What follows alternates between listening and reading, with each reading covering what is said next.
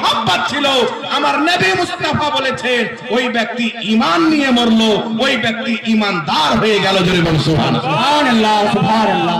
এইজন্য পৃথিবীর মুসলমান আজকের এই পবিত্র মাহফিলের ফজিলত প্রচুর।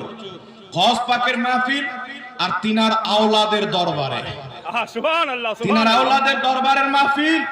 এইজন্য পৃথিবীর মুসলমান সৈয়দ কাদেরকে বলে? যারা হযরতে ফাতেমার যেখানে দুধ, হযরতে আলীর খুন কোন ব্যক্তির মধ্যে যদি জমা হয়ে যায় তাকে সৈয়দ বলা হয়। আমার পাশে বসে আছে আলহামদুলিল্লাহ, আমরা দেখেছি উলামায়ে কেরাম সাক্ষী আছে, মধ্যে কোনো অহংকার নাই, কোনো তাকাব্বুর নাই। যেই ব্যক্তি আছে খোলামেলা কথা বলেন, নবী পাকের আওলাদ হয়ে ইনার মধ্যে কোনো তাকাব্বুর নাই।